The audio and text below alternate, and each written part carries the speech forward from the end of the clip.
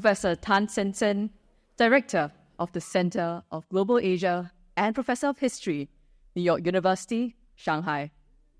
Professor Wang Gangwu, University Professor, National University of Singapore. Professor Elaine Ho, Vice Dean of Research at the Faculty of Arts and Social Sciences and Provost Chair Professor at the Department of Geography. Associate Professor Jack Meng Dat Chia, Chair of NUS Buddhist Studies Group and Fuhai Fellow in Buddhist Studies at the Department of History. Distinguished guests, esteemed alumni, professors, students, ladies and gentlemen. My name is Lo An Lin, an honours year student from the National University of Singapore's History Department, and I am truly honoured to serve as the MC for this event. A very warm welcome to everyone on this special occasion as we celebrate the third FASS Distinguished Lecture Series in Buddhist Studies. This annual lecture is funded by an endowment established via a generous donation by the Buddha Tooth Relic Temple and Museum. This lecture brings a distinguished professor in Buddhist Studies to the National University of Singapore. Our greatest thanks to the Buddha Tooth Relic Temple and Museum for the generous endowment. We hope that this lecture series will spark greater interest and engagement with the academic discipline of Buddhist studies among scholars, students, and general public, and contribute to the deepening interfaith dialogue in multi-ethnic and multi-religious Singapore. For this evening's lecture, we are pleased to have with us the esteemed Professor Tansen Sen from NYU Shanghai to deliver this year's distinguished lecture. The lecture will be followed by a question and answer session moderated by Professor Jack Meng Dat Chia. Without further ado, let me first invite Professor Elaine Ho, Vice Dean of Research at the Faculty of Arts and Social Sciences, for her welcome remarks. Prof. Ho, please.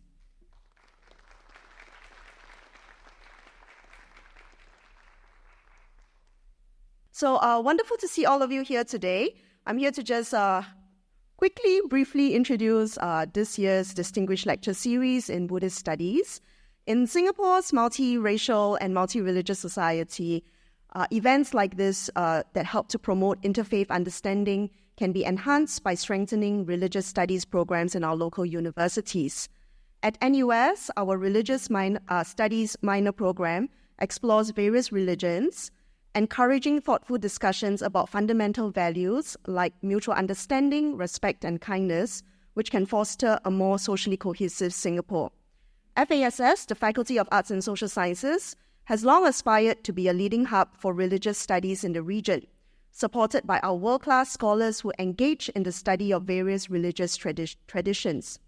We are honoured that Mrs. Ellen Lewis and her daughter recently made a generous gift in memory of Mr. Ganapraksam Lewis, aimed at advancing research and teaching in religious studies at NUS.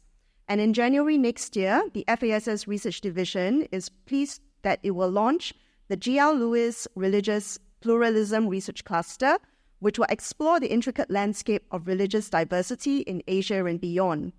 This initiative will provide a dynamic platform for interdisciplinary research and collaboration, further solidifying Singapore's role in the field of religious studies. Buddhism, as one of the major world religions, embodies a profound system of beliefs and practices while exerting significant influences across various social and cultural spheres.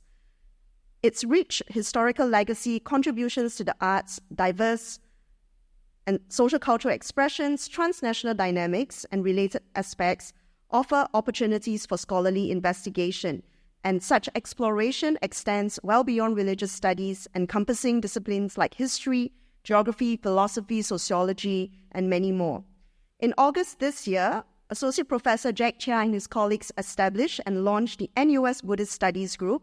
He also initiated the new Fuhai Seminar Series in Buddhist Studies, a collaboration between FASS and the Asia Research Institute with the support of the Fuhai Chan Monastery.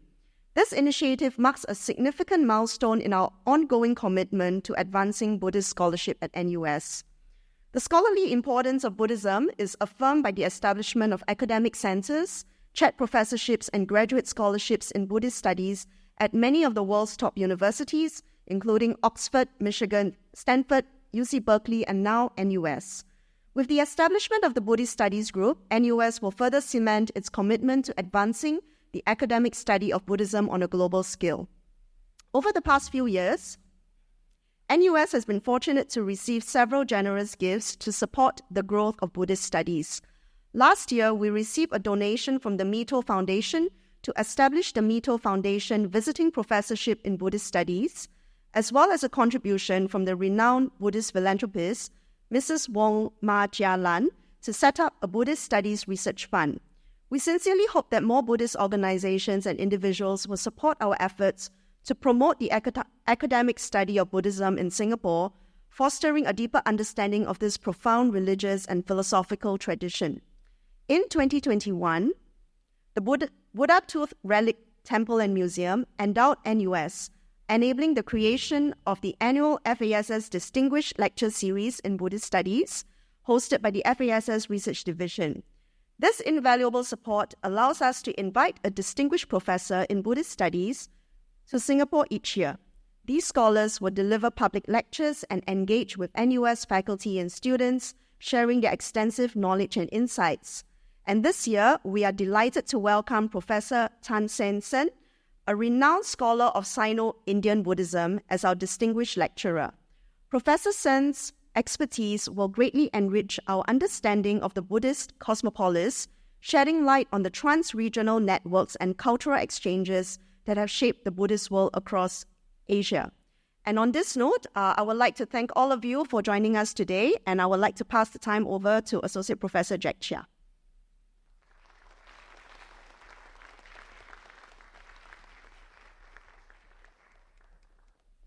Thank you so much, Prof. Ho. May I now invite Professor Jack Mungtat Chia, Chair of the Buddhist Studies Group, to introduce Professor Sen. Prof. Chia, please.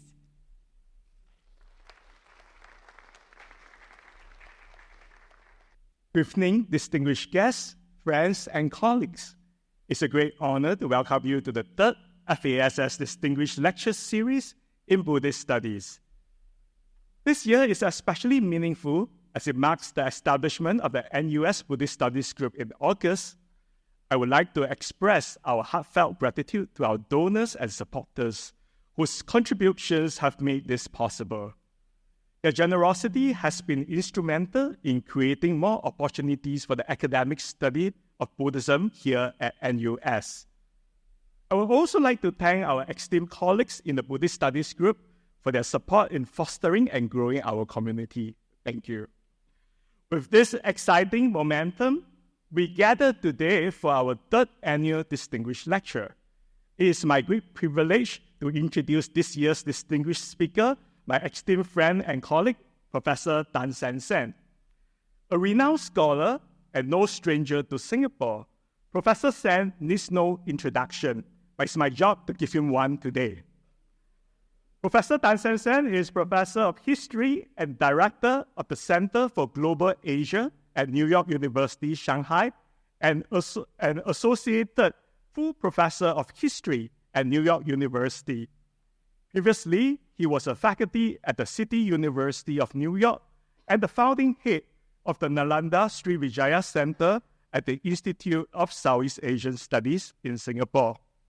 He's the author of Buddhism, Diplomacy and Trade, the realignment of Sino-Indian relations, 600 to 1400, and India, China, and the World, a connected history. He has co-authored with Victor Meyer, Traditional China in Asia and World History, and edited Buddhism Across Asia, Networks of Material, Cultural, and Intellectual Exchange, which is available at the Institute of Southeast Asian Studies, but I just heard that it's out of print. So it's an extremely popular book, so you should definitely try to get a copy. He also co-edited Traveling Passes, The Politics of Cultural Heritage in the Indian Ocean World, and Beyond Asianism, Connecting China and India, 1840s to 1960s. He is currently at the Institute for Advanced Studies in Princeton, working on the book about the Ming Emperor Zheng He, whom I just learned yesterday from Professor Sen that he was a Buddhist, a collaborative project on China-India interactions during the 1950s and co-editing with Eng Seng Ho, the Cambridge History of the Indian Ocean, Volume 1. I first met Professor Sen back in 2009 when he was the head of the Sri Vijaya Nalanda Center at ISIS when I was wrapping up my master's thesis at NUS while teaching as the instructor for the Buddhism in Asia summer program at the then University Scholars Program, which is now NUS College. I had the delightful honor of inviting him to be a discussant at our Buddhism in Asia Students' Symposium, blissfully unaware that I was asking a world-renowned scholar to endure my students' humble essays. Thankfully, he graciously agreed, and our symposium immediately leveled up, just like the Pokemon game, though I'm pretty sure he's still recovering from the low-budget free food we served him that day. He handled the students' papers with the wisdom of a seasoned academic and the patience of a monk, somehow managing to make our humble students' symposium feel like a prestigious international conference. So thank you, Professor Sen, for your generosity and kindness. Professor Sen's lecture this evening is entitled The Buddhist Cosmopolis, Connectivity, Diversity, and Materiality in the Buddhist World. So without further ado, please join me in welcoming Professor Sen. Yes, Jack, I remember you as a student in 2009, and I also remember the food that was served. But more importantly, it's been a decade and a half since 2009, and you look at Jack Chia as not only a leading scholar of Buddhism, but an excellent fundraiser. I think we should really thank him for establishing that we were unable to establish in Singapore when I was here is a Buddhist studies group. I think this is his major contribution beyond his excellent scholarship. And so we should clap for what Jack has achieved. And I would like to thank the people from the Buddha Tooth Relic and Museum for supporting not only this lecture, but other initiatives. I think that kind of support, financial support, is very, very important to promote the study of Buddhism in Singapore. I think Singapore is one of the best locations to do not only Buddhism in Southeast Asia, but also around different parts of Asia. So in 2009, we did the first major conference on Buddhism called Buddhism Across Asia, and it brought about 50 plus speakers from around the world. And I told Jack that perhaps in 2026, we'll do another big conference on Buddhism to look back at what has happened since 2009 to present day on the study of Buddhism. And my talk today is related to what's happening with regard to Buddhist studies in present day. I also would like to thank Dean Hu for coming and gracing this lecture. I learned from her that she is interested in diaspora, which is something I'll be talking a little bit about the presence of Chinese in Calcutta. Ken Dean is also here, so I would like to thank him for bringing that aspect. But most importantly, I have to thank really Professor Wang Kung Wu. Professor Wang Kung Wu and I go back to that 2009-2008 year when both of us served on the Nalanda advisory board, which became the mentor group. And since then, we have been following each other, and Professor Wang has come to Shanghai and given talks there. And he has been always very supportive of intra-Asian connections. And I'm really happy that he is here. Because of Professor Wang, I came to know another person who was then the director of ICES, Ambassador Kesavabani, who unfortunately couldn't be here. But he was a visionary who thought about doing Buddhist studies at that stage. The reason we were able to do the conference in 2009 was because of him. And hopefully Jack will be able to bring him back at some point, and we can talk about how since 2009 to now the field of Buddhist studies has developed in Singapore. And there are other things that could be done, I think, with regard to Buddhist studies, and I'm very thankful that you are pushing for it. Thank you so much, Jack. My talk today is related to a series of conferences that we are planning to do on this idea of Buddhist Cosmopolis. It's inspired by Sheldon Pollack's Sanskrit Cosmopolis in some ways. But the idea is a broad one. How do we look at Buddhism not from a specific local region or perhaps area, but going beyond that, the overall history of Buddhism as it circulated during different periods. When I was a grad student at John U. Penn, I took a class with a renowned professor of Japanese Buddhism, William Lafleur. And in his class, he showed us this movie or this documentary from 1977, which was called The Land of Disappearing Buddha. It's part of a series that the BBC had done at that point. So this was about 15 years old when we watched it in his class. And in this documentary, a question was asked by the narrator. So what would happen if the Buddha of Sri Lanka met the Buddha of Japan? The series had an episode on Sri Lanka Buddhism. And one of the tasks that was assigned to us, students at that point, to review this documentary. And I hated this documentary. I specifically hated this question. And I found my review. I got an A plus for the review. I ended with, and I'll read from here, and William Lafleur's annotations are here. So I ended with this line, the Buddha of India might have classified this question that he is asking, what would happen, as a very stupid question, right? The Buddha of Japan and the Buddha of Sri Lanka meeting would not happen, right? There's always one Buddha, right? So better spend time doing something else rather than asking this question. But since then, the useless time I have spent thinking about it has brought me today to this idea of Buddhist Cosmopolis, because it really instigated my thinking about multiple Buddhas and multiple Buddhisms. So I will, in the course of doing this research and this presentation, I looked at Buddhism in the U.S. I won't be talking about Buddhism in America. And it's quite fascinating to see the different kinds of schools and teachings that exist. And this is one article, which is quite a fascinating article about the land of many dharmas. And usually when we do Buddhism, we do not talk about the U.S. But this is the fascinating thing. I would call this cosmopolis within cosmopolis, the way in which Buddhism is practiced by Tibetan Buddhists, by the Pure Land Buddhists, and others, all coming together in the U.S. is, I think, a fascinating part. We need to understand if they are all separated or they are connected together in some ways. How do we actually understand this land of many dharmas in the U.S. As well? So you can see from here that the emphasis is the multiplicity of Buddhist practices, and that's what I'm going to talk about.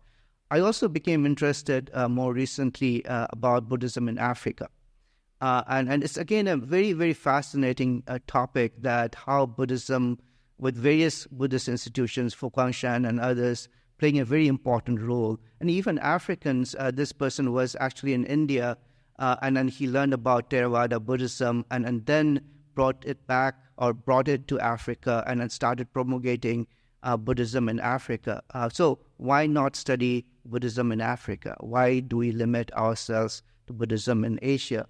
And more recently, and I'm going to talk a little bit more about this is the most fascinating discovery in the last 2 years, I would say, the finding of Buddhist images in Egypt. What do we make of that? How come we have never talked about Buddhism in Africa, but Buddhism in Egypt as well, which is quite early, as you will see from this. There's also interesting finding from Australia. This image that was discovered, this discovery could rewrite Australian history. Gavin Manses tried to do it with Changhe, but that was fake.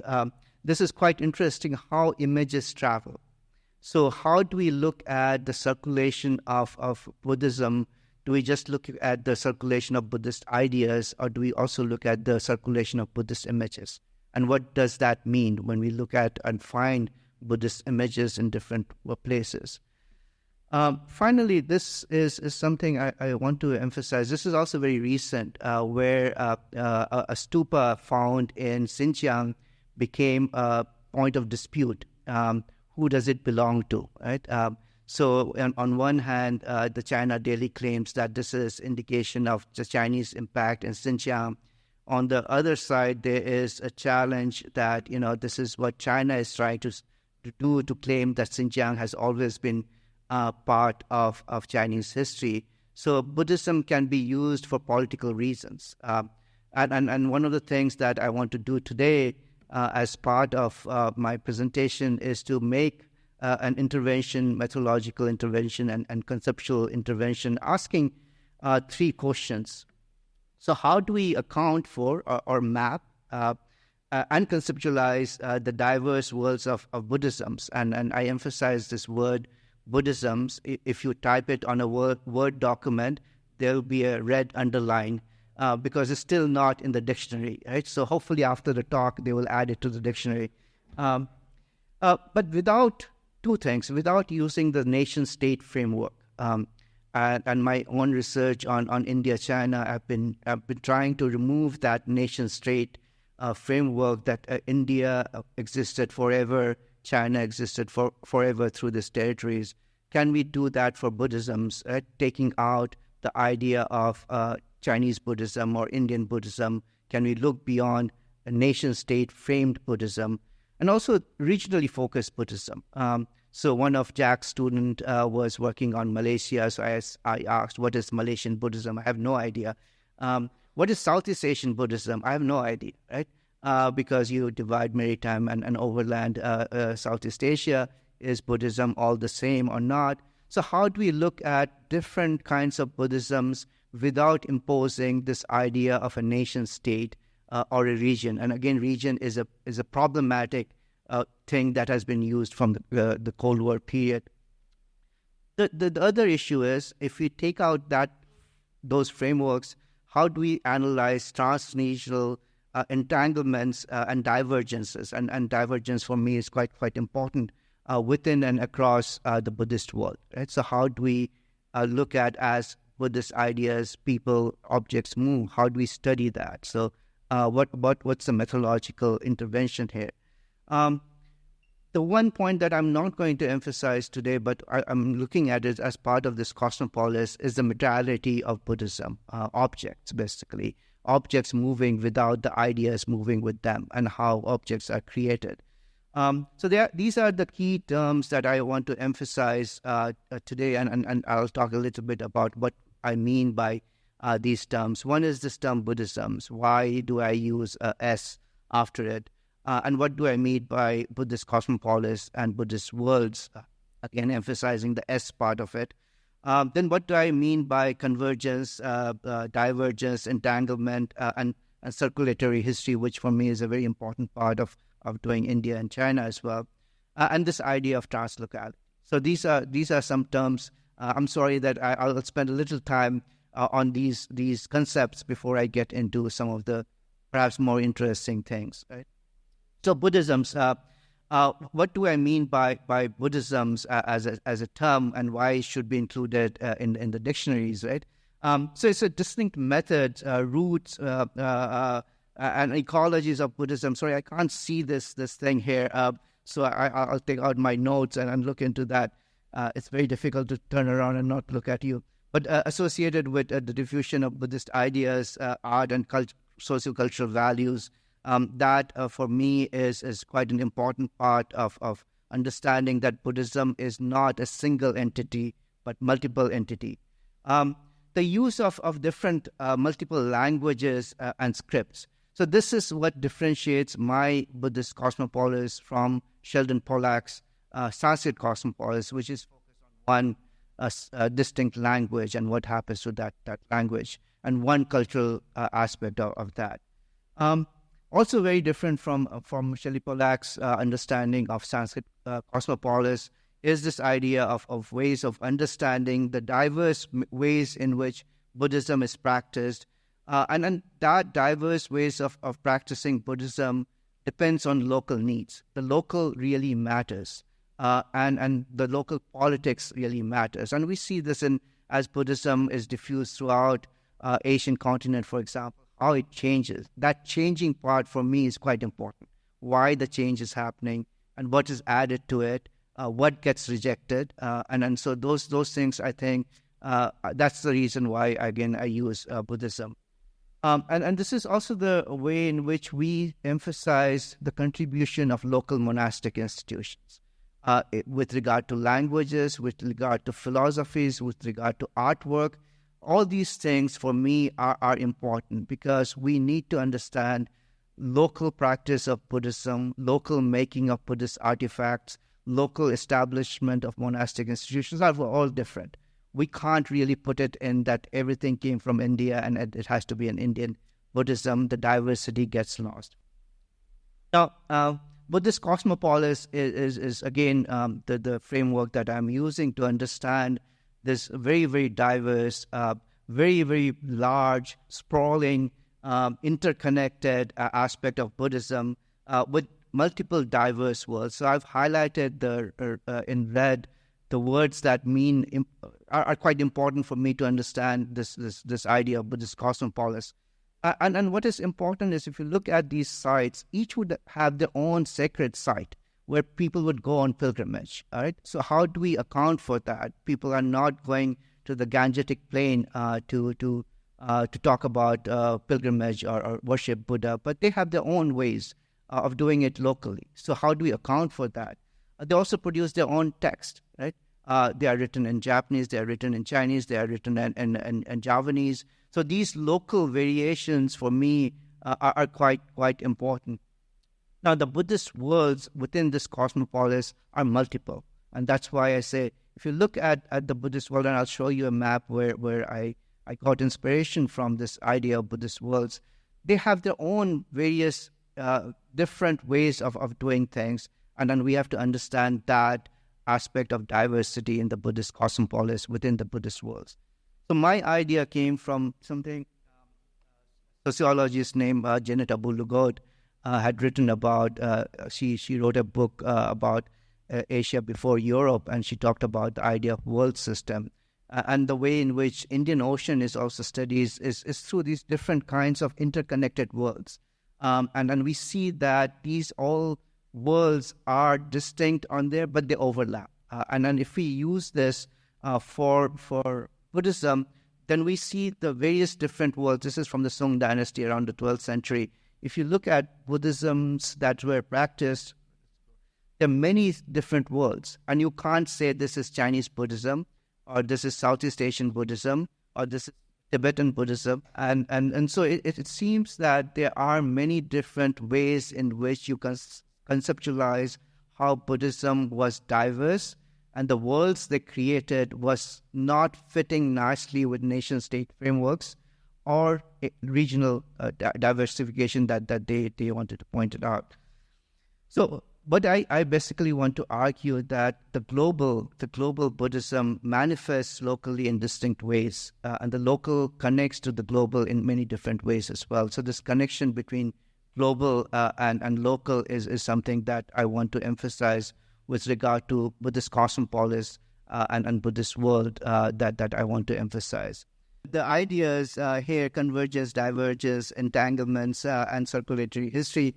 For a historian, these are quite important terms, looking at world history or looking at intra-Asian connections.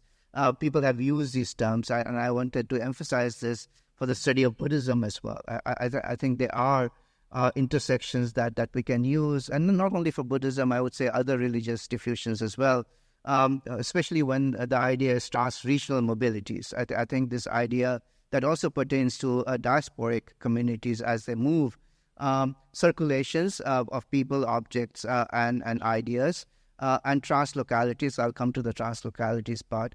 So the convergence, divergence, and entanglements are indicative of the ways in which Buddhist ideas, art, worldviews, and alternatives are created as part of these all aspects in course of diffusions and circulation. So many things are happening. It's not a straightforward A to B transmission or spread, within A and B, there are multiple things, convergence, divergence, that are taking place. And we should pay attention to those aspects as well, and not just see that Buddhism went from China to India or India to China, whatever you want to emphasize. And for me, one of the aspects that is also quite important with regard to Buddhism in particular is circulatory history, which I'll show you Prasenjit Dwara has argued about. In some cases, Buddhist ideas, art, worldviews that are transformed come back to the place of origin in a changed way. And we also have to pay attention to that, right? This is to emphasize that Buddhist ideas do not move in one direction. They move in multiple directions, and sometimes they come back, right? And I'll give you an example of that in my presentation a little later. So this idea of convergence was emphasized by Homi Bhabha, and he was writing, and I'll read out the last part of this quotation. The aim of convergence as critique is to track the spatial and temporal, and both spatial and temporal, quite important, territories that open up within and through the act of circulation. Right? So this is something I think we need to pay attention to when we're doing trans-regional movements of people, ideas, and objects. And this is Prasenjit Dwara's, in his latest book, he wrote about circulatory history as a mode in which ideas, practices, texts enter a society or locale as one kind of thing and emerge from it, considerably transformed to travel elsewhere, even as it refers back often narratively to the initiating moment. Right? And we can use this for Buddhism very well, and that's what I would like to argue today.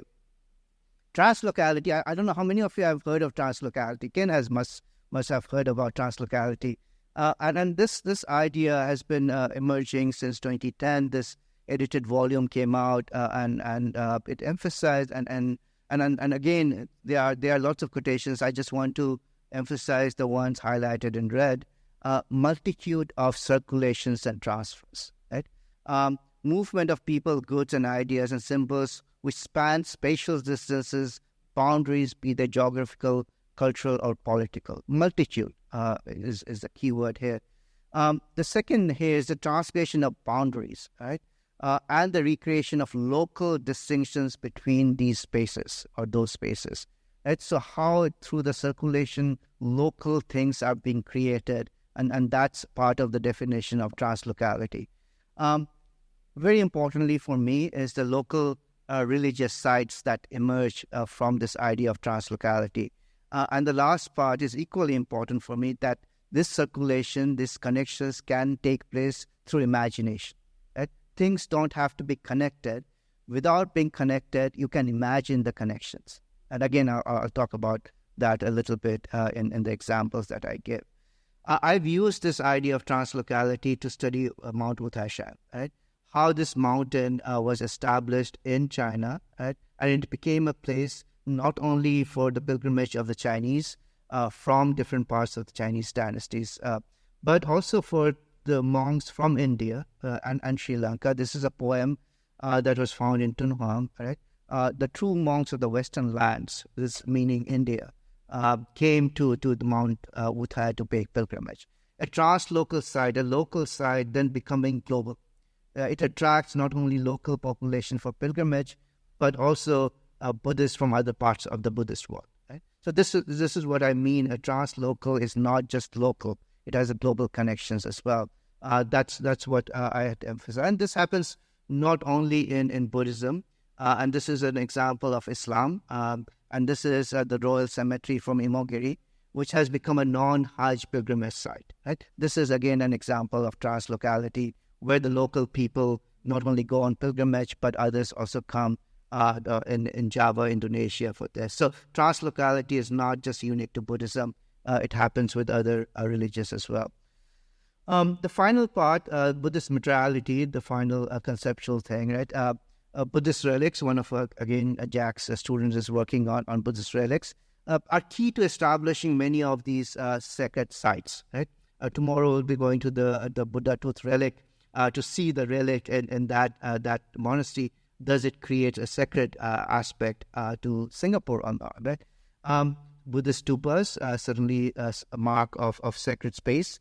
Buddhist texts preserving the words of the Buddha, Buddhist images and ritual objects that is used for not only performing rituals, but performing Buddhism as well. And for me, the reason I highlight this in red are things that people usually don't pay attention to, which are objects of Buddhist mobility that people carry, the Buddhist monks carry as they move from one place to another. So that object in Australia most likely has been carried by somebody, right? Not as Buddhist, maybe as some kind of souvenir, right? So it does not mean that it has to be attached to Buddhist ideas or philosophy. So this very famous image, right? Everybody thinks this is Xuanzang. It's not Xuanzang. It's a monk who is traveling, right? But it's not just a monk traveling. He's wearing something, right? He is also using something in his hand. He has something in his pocket.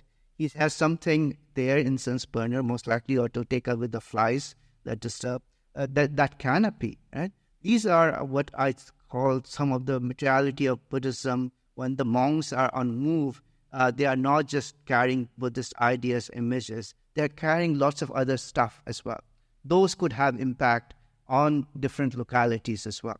So in our course of studying Buddhist mobility and Buddhist materiality, we should not only be paying attention to texts and objects, but also things that a moving monk would carry and perhaps introduce to a locality that did not have that previously. So the impact is huge. Impact is not just Buddhism, it's more than Buddhism that a moving monk would bring with him.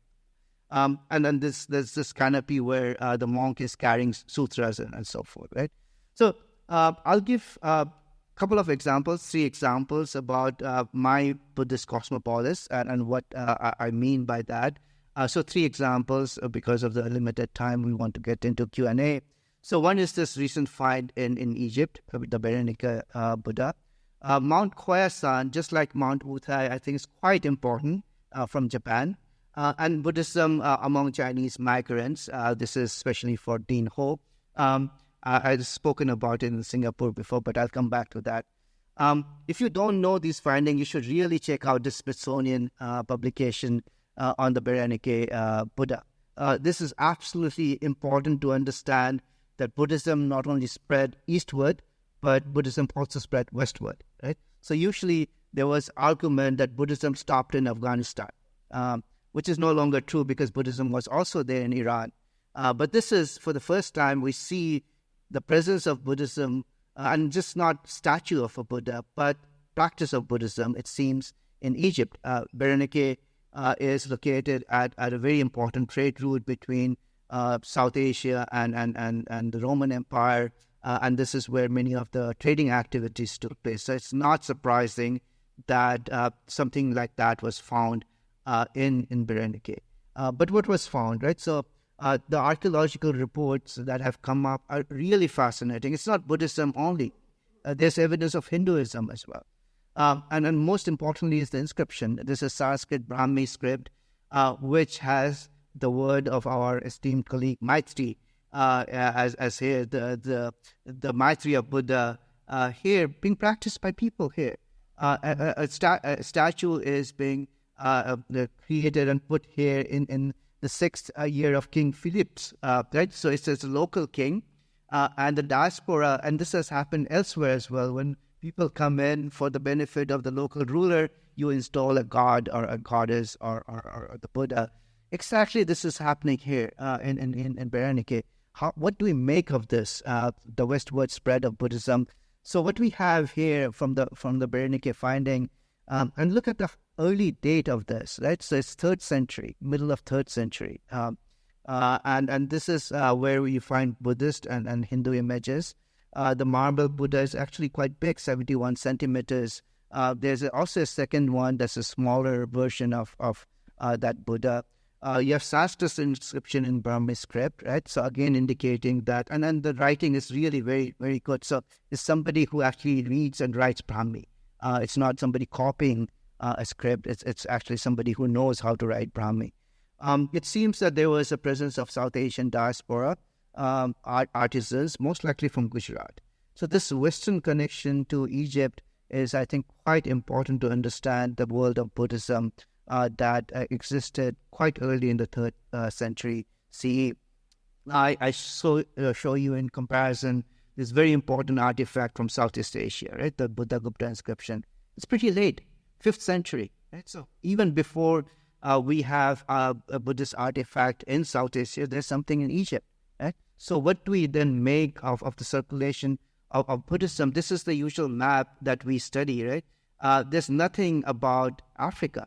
There's nothing about Egypt. So we have to expand and change this map. So as Jack continues to do his Buddhist Studies group, maybe you create a new map about Buddhist Cosmopolis, because I think we have to now account for what was happening in Egypt about 2 centuries before the Buddha-Gupta inscription. So if Buddha-Gupta inscription is one of the earliest one in Southeast Asia, the Egypt one is predating. And it's also Sanskrit Brahmi inscription in Buddha-Gupta. So if you look at this map, and we use the Berenike evidence, the Buddhist world is quite huge.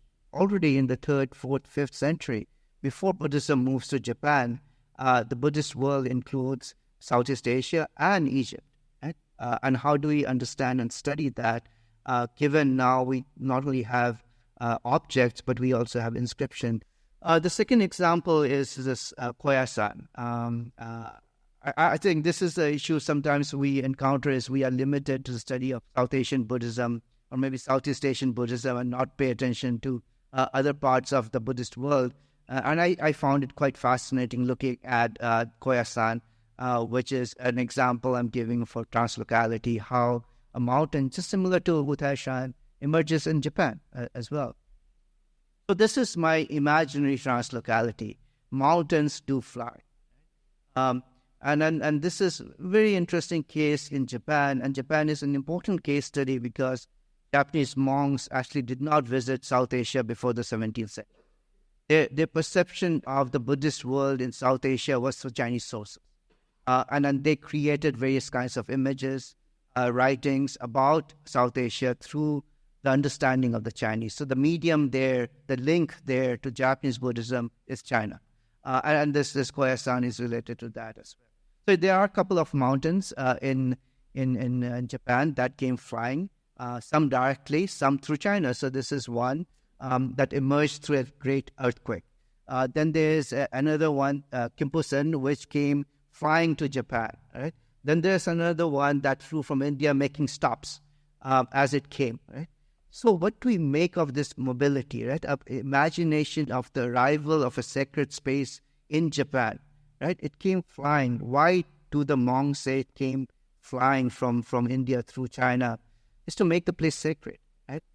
Say that there is a legitimate reason, connection to the sacred world of India or sacred world of China. So this is an important part in which we understand how a local place becomes sacred through imagination or imaginary connection to a different location. Right? So the Buddhisms in Japanese context, and this is quite important to understand how Khorasan emerges as part of Japan's connections not to India but to China, an imaginary connection to India through Japan. Right? So Tang Dynasty, there's lots of such imaginations going on because, when Xuanzang comes back and his writing becomes very, very popular, not only among the Chinese, but also the Uyghur people and also the Japanese. And they are recreating this world of Buddhisms that they see through the writings of Xuanzang. But we see here are some of these concepts I was talking about, entanglement of Buddhism with local practices, kamis, right? This is quite important for understanding how a mountain becomes sacred in Japan. Very different from what happens with Uttaishan. The fact that the Japanese understood all these natural things to be spiritual, to be sacred, and the combination that emerges in Khorasan is actually very different from what happens in Uttaishan. So we can't say that this is the same tradition. It's connected, but it's different. And that's why I emphasize local manifestations and alterations are quite important to understand. Also connected to this is the politics of mountains. The spiritual nature is good, but protection of the state. Khorasan is a Shingon mountain, which emphasizes the protection of the state, the esoteric Buddhism aspect of it. So that's what leads to the creation of a uniquely local pilgrimage site in Japan. Many of them, not just one, but multiple of them. So there are these monks, and each of these monks are worth studying. Saito Kukai is the one responsible for setting up the Koyasan. And they are emphasizing this temple mountain complex. And those of us who do China know mountains are quite important for the Taoist and other ways in which sacredness is depicted. But in Japan, it's also quite important. But again, I emphasize very different from the Chinese concept. What we see in Japan as well is different forms of Buddhisms.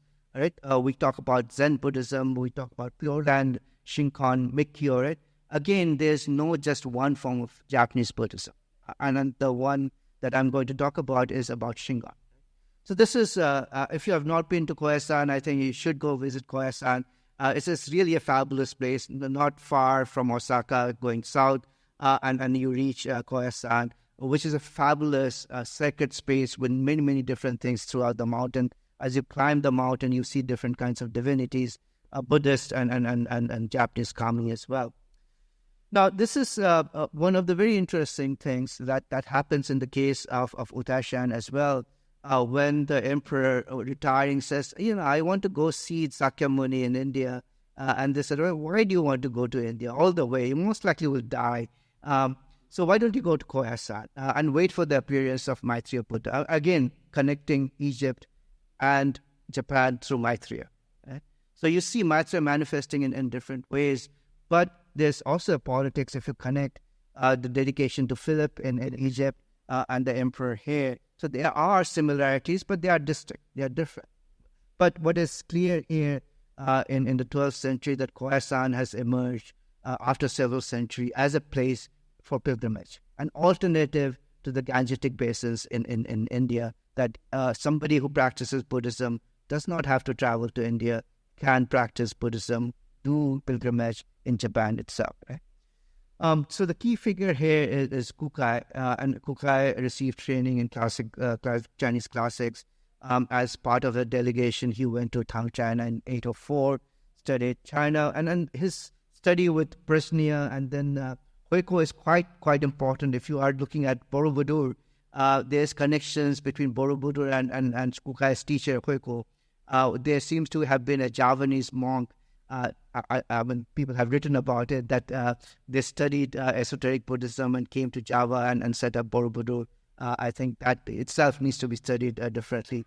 In 809, he returned to Japan, and in 816, he convinced the emperor, then Emperor Saga, to establish sacred site on Mount Koya. And after that, he really popularized Shingon Buddhism in Japan.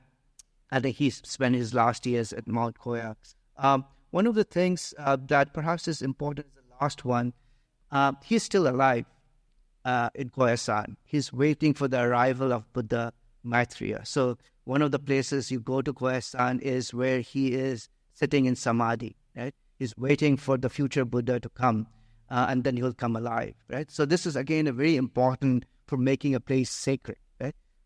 That he exists, his body exists. Right? And this is the case he made to Emperor Saga. And then you can see the mountains he is pointing out.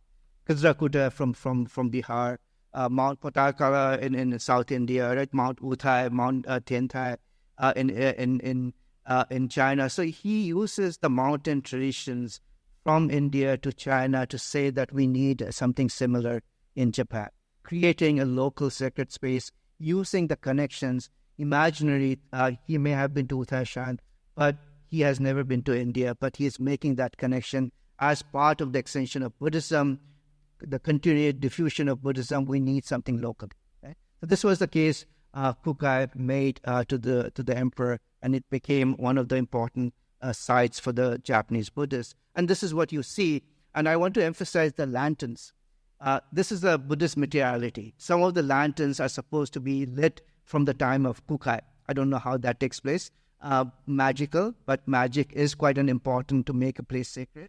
And so these lanterns, I would say, are part of Buddhist materiality. It's not just Buddhist idols. Something that has an implication why this place is sacred, I would call it part of Buddhist materiality. So you should not, if you are studying Buddhist materiality, just look at Buddhist images and inscriptions and so forth. But these other things, I think, are very relevant as well because they contribute to making a place sacred. Right?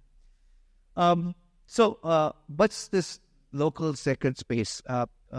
It's made legitimacy is very important, and legitimacy can come through imagination as well.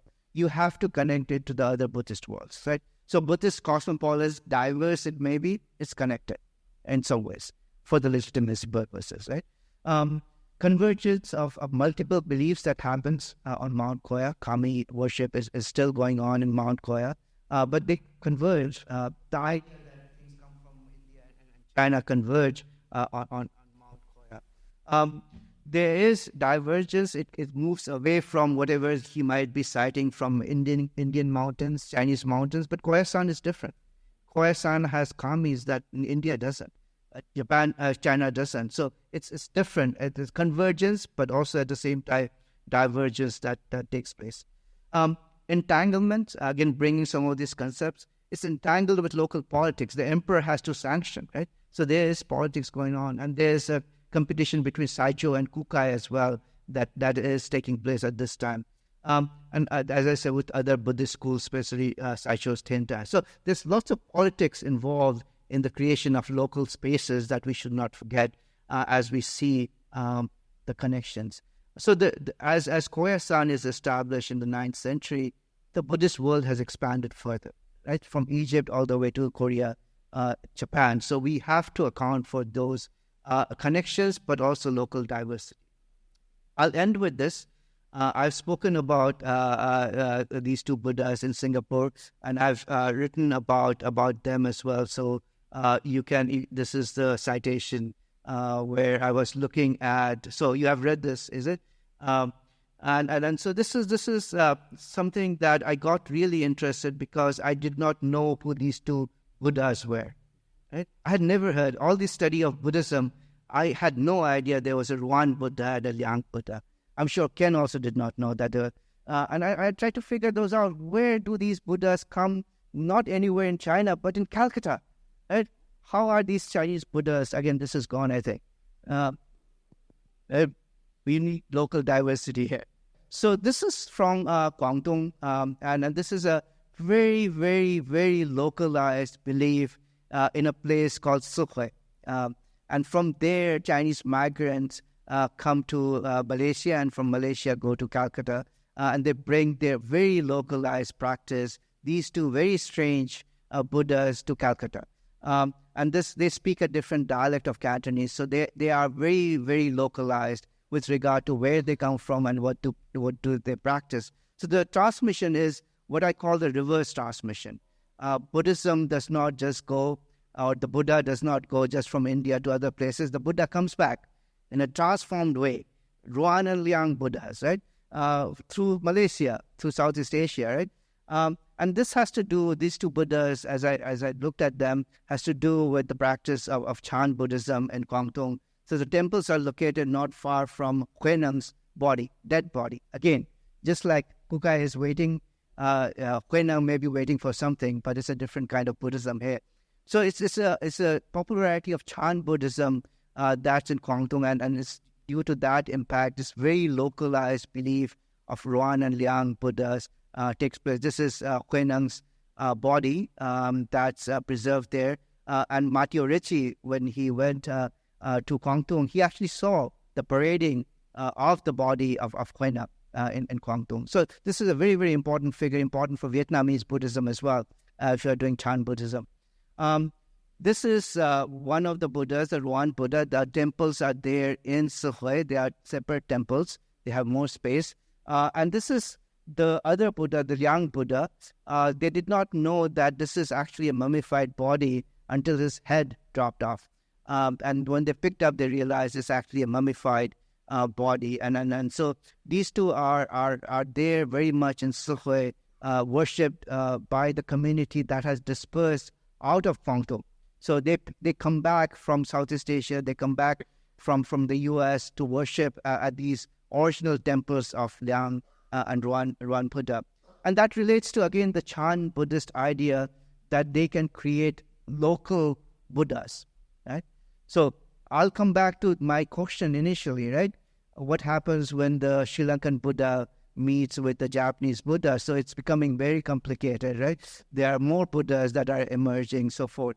So the way in which their genealogies appear in the local histories, and again, local histories are very, very important to understand what's happening in local areas. So Huineng, Ruan Buddha, and Liang Buddha, they are connected through dreams.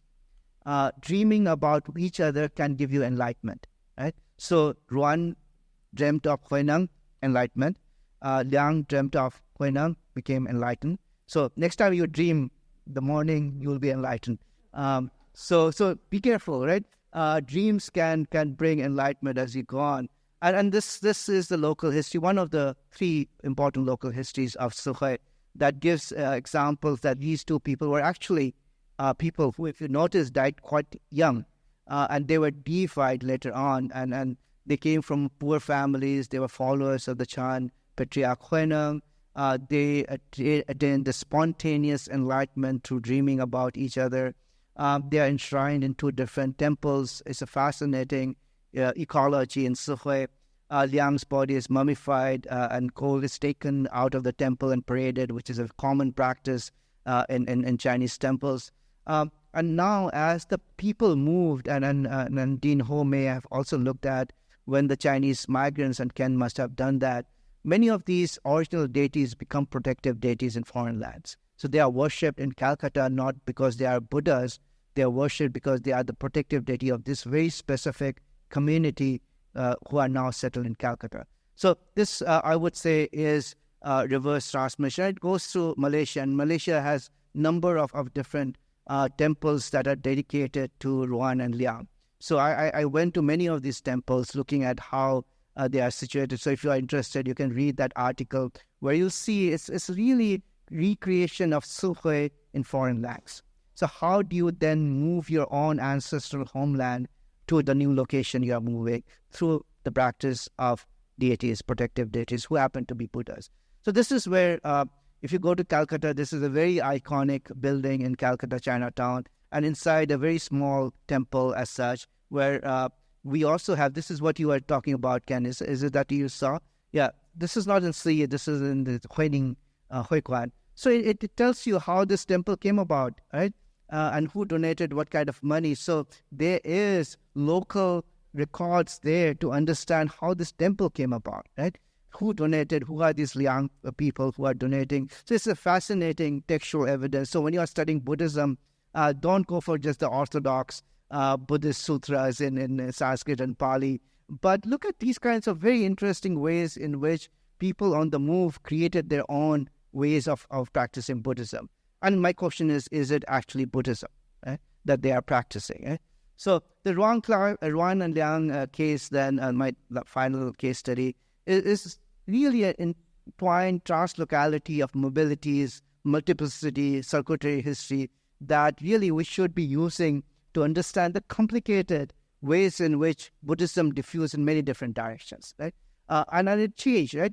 Contribution to the migrant groups. So usually when I studied Buddhism in my first book, I looked at the connection between Buddhism and trade. And now more and more I'm interested in the migrant population and the practice of Buddhism, or what kind of Buddhism that they are practicing through the maritime channels in Southeast Asia. Connected but changing religious heritage, and heritage is quite an important part of the practice of Ruan and Liang. And the question that I still have, maybe you can answer, is Ruan and Liang really Buddhas? Are they Buddhas, or is it Buddhism? Because the practices that I've seen in Malaysia and in Calcutta have no relevance to the Buddhism I study. It's no relevance to Buddhism in Japan. So what kind of Buddhism is that? And this is why I call it Buddhisms. I would say it's a different kind of Buddhism that has evolved, that has transformed, in the words of President Dwar, right? So what is Buddhism in this translocal context, right? Are the categories, and this is my ending about the questioning of categories, right? Are the categories of Mahayana, Theravada, Vajrayana enough to explain the diversity of Buddhist practices? I don't see Ruan and Liang fitting into any of these categories, right? Are these regions are there region-focused Buddhisms? Is there an Indian Buddhism? Is there a Nepali Buddhism? Is there a Sri Lankan Buddhism? Is there Southeast Asian Buddhism or East Asian Buddhism? I think we should be cautious about using these terms. In case of Theravada, Peter Skilling, a long time back in 2009 when we did this conference, he wrote this, the overuse of the term Theravada, right? In historical studies has led to several misconceptions, he says. One is the idea that there exists some sort of monolithic religion or institutional entity, right, called Theravada. That spread throughout the region. This obscures the fact that Southeast Asian Sanghas that renewed their ordination lineages is very important. In Sri Lanka were also, as soon as they returned to their own lands, autonomous or rather independent entities. Right? So the new lineages established their own identities, which I think is quite important to understand the identities. It gets lost within the Buddhism identity because you lose the local identity there. Often, more than often not, within 1 or 2 generations, they fell into dispute and split into further independent lines. For me, the Ruan and Liang Buddhas is an example of that, separating over generation, over centuries from what originally may be Chan Buddhism, but no longer Chan Buddhism, right? So what we have here are again emphasizing we look at the worlds not through regions, but the different kinds of circulations and independent local identities that existed in different places. So I'll end with why we need this idea of Buddhist Cosmopolis. To repeat what Peter Skilling said, question the perception of one single monolithic form of Buddhism. Right? Acknowledge the diversity of beliefs, practices, and sacred sites associated with multiple forms, again citing Peter Skilling, independent entities and identities of Buddhisms. Recognize that connections, imaginary as well as long duration, several centuries, among diverse Buddhist worlds and within the Buddhist cosmopolis. It's a methodological tool for me to understand the studying the diversity and connectedness of Buddhism. So I think diversity and connectedness should be studied together within this Buddhist cosmopolis. So I end with this question, right? So what would happen, right? So you see, I'm still thinking this paper I wrote 30 years ago, right? What would happen if the Buddhas of Sri Lanka and Japan met the Chinese Buddhas living in India? I don't know. Thank you.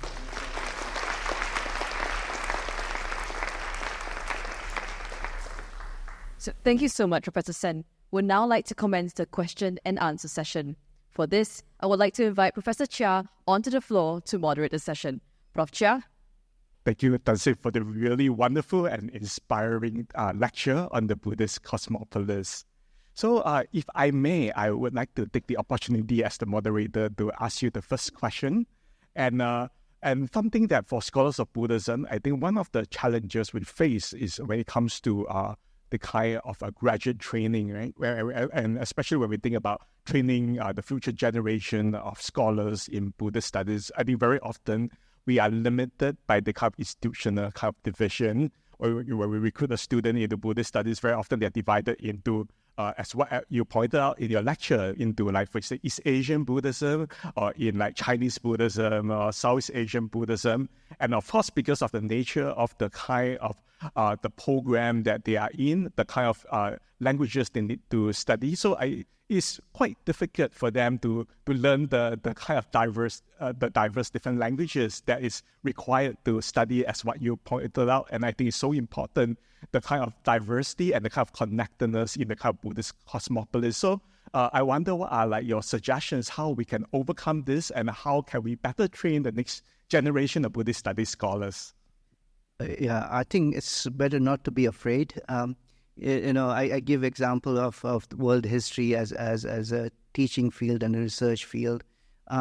In the U.S., there was no world history; it was Western civilization, and people trained in Western civilization hated teaching world history course. It was challenging to go beyond Europe to look at other parts of the world, but it has become very successful, and students have taken on a world history because the method of teaching world history has also improved. How do you actually do world history? The textbooks are quite important in introducing this global understanding of connectedness, different empires.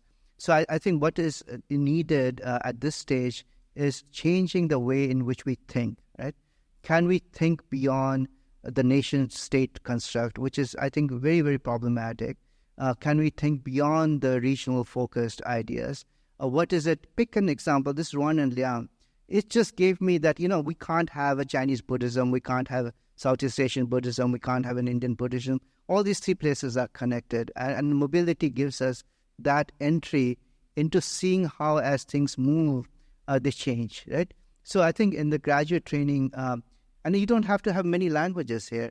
The only language you need is Chinese, right? You don't need Sanskrit, you don't need Pali, right? So even using that single language, you can study how things move across different regions. So once you take out the regions, it becomes easier, right? If you say, I'm going to teach Southeast Asian Buddhism, you are getting caught in creating something that does not exist, right? So do you want to talk about Theravada Buddhism, right? If you want to use that term. So are you going to talk about Sri Lanka as well or not, right? So that's going beyond Southeast Asia. Are you going to talk about overland or mainland Southeast Asia? Are you talking about Burmese Buddhism? How does it fit with Buddhism in Indonesia or other places, right? So I think it's better not to constrain the young, and I've met your students and they're quite bright, and then they should be encouraged to look beyond. So even if you do Theravada, for example, you have to think about the Mahabodhi Society in India, right? When it's reviving. What kind of Buddhism is that? I mean, it's done by Sri Lankan monks, right? So can we go back to India and look at Theravada Buddhism in its new form, and then look back why the Mahabodhi Society emerged at that time through Sri Lankan monks and the Theosophists from Sri Lanka and other places. So I think the method of teaching has to change. I mean, this is exactly what happened when we moved from Western Civ to world history. The method of teaching, really, we can't just say that everything started with Greece and Rome. The starting point can be Mesopotamia, right? And then go from there. So I think we need to rethink how we train our students. And I have to say that what Maitri is doing with his PhD program is called Comparative Asian Studies.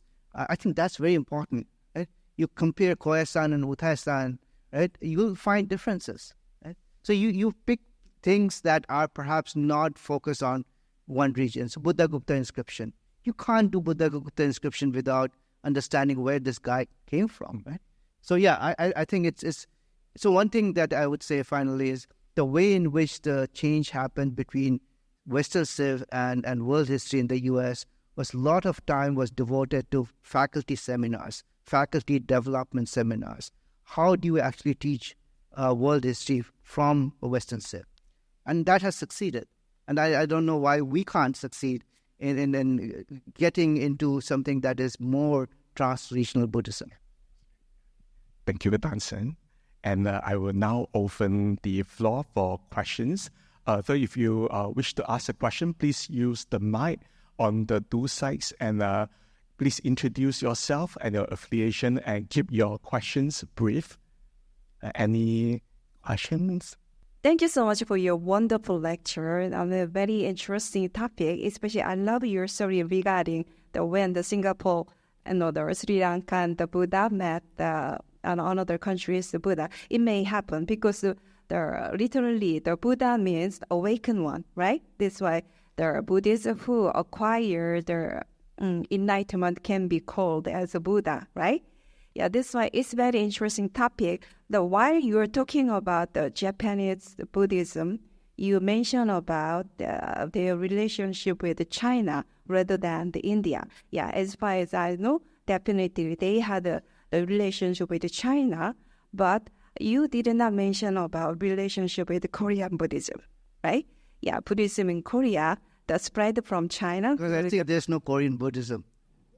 Yeah, but actually, during the summer, I visited the Fukuoka, Dajaifu area, and Dajaifu is the place who connected the world in ancient time. And definitely there is some temple, the ancient temple, and the Gamjeonni temple is one of the popular one. And Gamjeonni temple has been built by descent of a Baekje kingdom from Korea.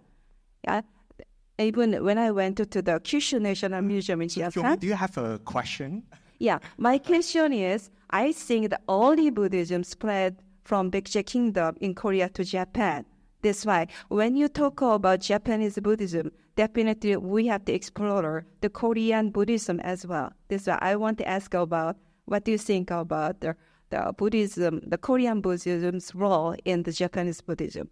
I think all Buddhisms are important. So that's why I'm saying you can't just say it's a Korean Buddhism or all of these are important to understand. So I hope you will do that and look at Korea's Buddhism, not just where did Buddhism come to Pakche from, right? How did it come from and what did they do in Korea? You'll see the same thing. The Koreans are also creating sacred site and then creating spaces where the locals can go and do pilgrimage. So I think that's the phenomena. So it's not because I gave you 3 examples, you can easily say, what about Mongolian Buddhism? What about Tibetan Buddhism? What about Iranian Buddhism? So you can easily say that, but I think they are all equally important. If you look at how Korean or Pakche Buddhism is different from Sila Buddhism, for example, they are not the same. So which one would you say is the Korean Buddhism? All of them, because then Japan extends into Manchuria. I would say Manchurian Buddhism is Japanese Buddhism. So that's why I said not to label them according to state categories, but look at the diversity in Pakche. Look at the Sila Buddhism. They have very, very different ways of understanding Buddhism as well. So I think you have to give the local, the agency, and say that, no matter where Buddhism came from, it was localized, understood very differently, practiced very differently. And that's why we should not be looking back at where it came from, but what happened when an image came to Japan, right? What did the prince do with the statue that came from Pakche, perhaps? And so you have to ask those questions, right?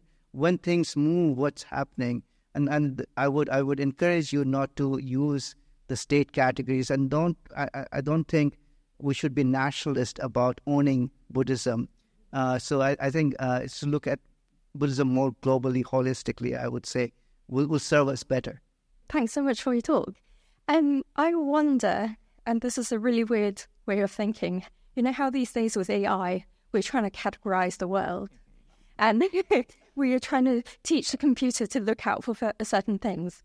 And I wonder if there's a project currently where you're not telling it to differentiate a dog from a cat. So one nationalism, one regional Buddhism to another regional, but analyze literally everything you can throw at it, and for it to come up with something like, this is a nationalism Buddhism, and this is a, poor relief Buddhism, like a conceptual Buddhism.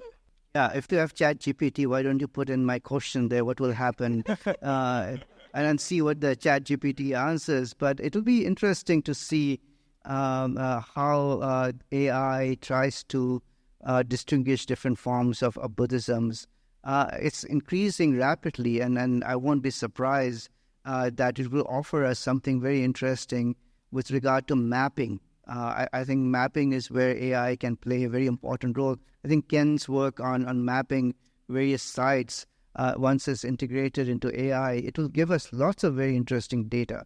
So the issue is not asking it question, but asking it to do something that you are interested in, and you get answers. Right? So when you map the Buddhist monastic institutions in Singapore, what is it that you find? Right? Can we say, there's a Buddhist lodge, there's a Buddha Tooth temple and museum? How do we map that space in Singapore? And Singapore is a very interesting religious space, right? So how do we understand the spatial sacredness of Buddhism in Singapore or Malaysia? And I think this is a work that, if you look at what Ken has done, and then you feed that, I don't know if, Ken, you have done that, but it might yield very, very interesting results, because, many of the deities in Chinese temples, we can't identify.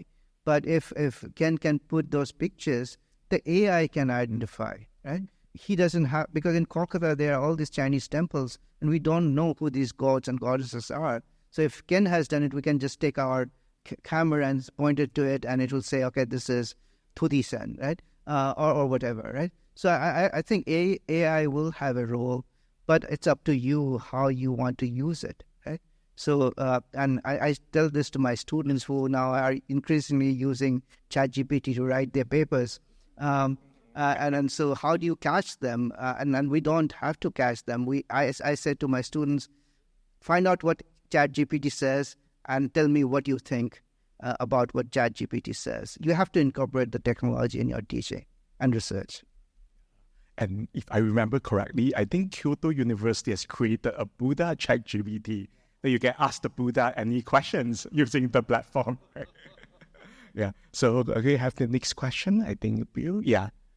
I guess I have one short question and one longer one. The short question is, when you're talking about Buddhist materiality, I thought of gardens, Japanese gardens, Chinese gardens, which also there is no such thing as a Japanese or Chinese gardens, but gardens in Japan and China often recreate religious landscapes, and that might be another thing you could look at.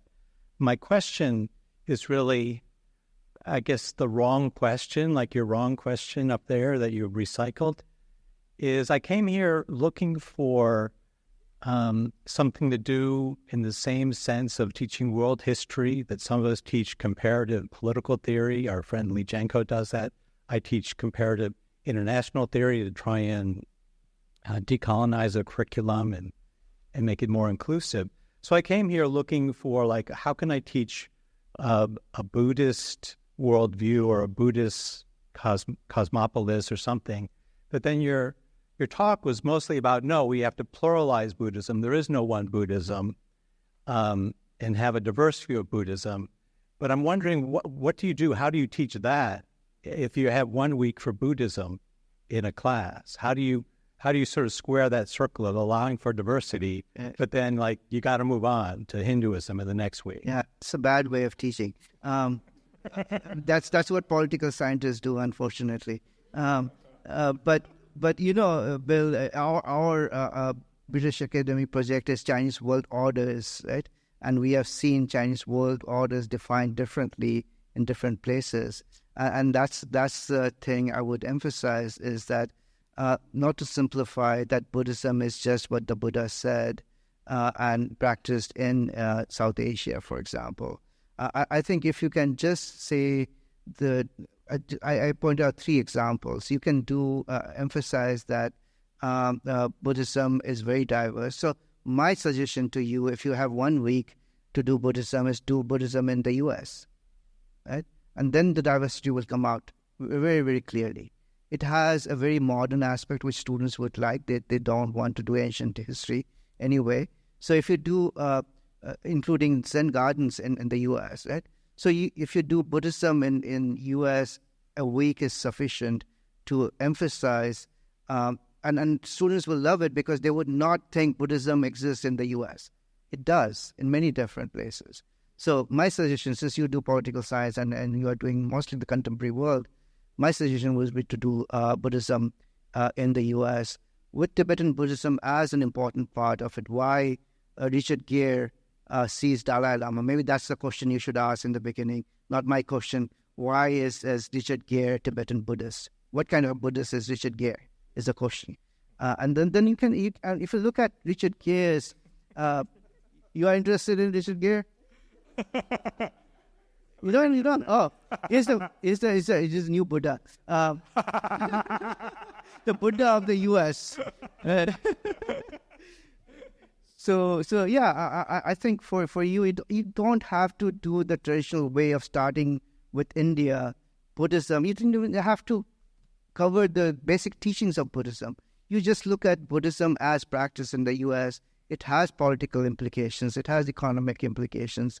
I would say if you pick a topic, you can do it in a week. And that's, as I was saying, it's a cosmopolis of cosmopolis because of the very, very diverse nature of Buddhist practices. Almost every form of Buddhist school is there in the US. So I think I need to revamp my syllabus, my Buddhism and world history course. You have all the funding to do it.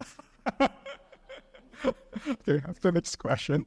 So my question, particularly the current contemporary political and cultural landscape, Buddhism rule, particularly the Myanmar you know, some political party that are belong particularly religious, for example, Myanmar Buddhist nationalist, they are actually protest against Rohingya and also acknowledge the role, particularly military action against the genocide. So how the Buddhism actually address this issue, particularly political alignment and also religion. And another thing, how Buddhism actually address the cultural conflict within the religion or religion's view, particularly because if we want to be a cosmopolitanism society or universe, the cultural conflict still need to address. How Buddhism address that? Cosmopolitanism doesn't mean there's no conflict. There's obviously conflict. And I think we have to differentiate between what Buddhism actually preaches and how Buddhism is used for political purposes. I think they are two different things. I don't think any religion promotes violence. It's how the religion is used by political entities that matters, right? So it can be used as Ashoka used, as you know, to promote peace after he was a very violent ruler. But it can also be used for political reasons. And it's not only Burma that we see that Buddhism is perhaps used. It's other places that Buddhism is used to separate other entities, other people. So I won't say that it's because of Buddhism or Buddhism is promoting violence. I think it's the political use that certain places, Sri Lanka included, you will see this kind of use of Buddhism. And I think it's a wrong use by the Buddhists for political purposes. Can you stop it? Of course you can stop it, but politics is always entangled. And that's part of cosmopolitanism as well. There's disparity, as I said, right? There's a class disparity. There is racial disparity. There's political disparity. Some use religion for that purpose. But I would not confuse religion with the political use of a religion. I don't know if Maitri wants to add anything about Burma. No. But I would separate those two things just because the Buddhists in Burma are doing something. I'm not sure if it has to do with Buddhism, but perhaps the political use of one form of religion that's happening. But it's good to find out. And again, I would say, don't just focus on one place. Look more broadly and not just one religion, but other religion and its connections to politics. And it's not something very new that religion is used for political purposes and for violence. I have time for final question. Actually recently I just took up Lam Ring class, which is a Tibetan Buddhism, every Friday. But I'm glad I chose to come to your talk. I learned a lot about. So regarding that translocality, I really resonate a lot with what you mentioned, because what we learn in the class, it's originally a Tibetan Buddhism scripture, but it was translated in English and Chinese, but it was brought over by a Taiwanese Shifu, Ruchang Shifu. So it's quite a large community with BW Monastery. My question is, because every time in a class, with limitation about this materiality that we are praying for. So instead of material, we mostly pray according to digital image. Be it is a Mount Meru or the Buddha figure is all in digital. So my question, I guess, is how can we hear more insights about your perception about this digital materiality and Buddhism? Yeah, I think that's again just like the AI. Mount Meru does not exist, right? Mount Meru does not exist. It's just, if you look at the maps that the Japanese created of the Indian world based on Xuanzang's writing, they had a hard time figuring out where is Mount Meru, right? Because it's again an imaginary mountain, right? And if they have created it digitally, really good, something that imaginary has become into a different material. I think that's a very important part.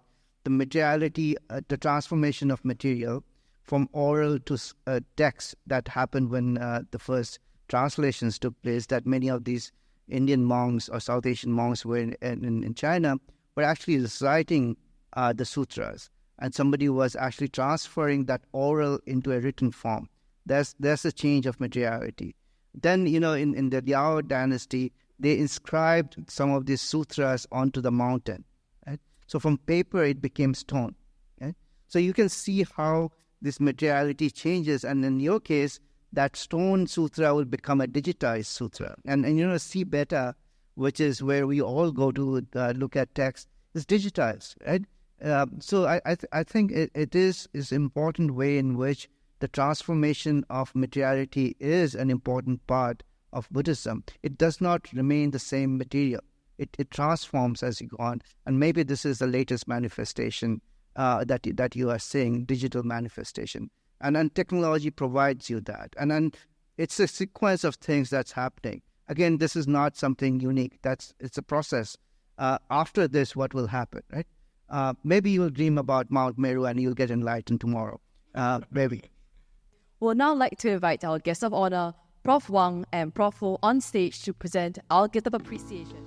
This gift of appreciation, titled The Transcendental Triumph, was created by artist and current NUS master student Han Guanfan. He had drawn visual inspiration from a 7th century Tang Chinese votive tablet now housed in the Metropolitan Museum of Art. Employing linocut printmaking techniques, Guanfan creates his very own rubbing from his carving of the Buddha and 2 attendant bodhisattvas. Portable and reproducible, this reinscription of the Buddhist rite underscores the artistic circulations across the Buddhist Cosmopolis once more. Thank you so much.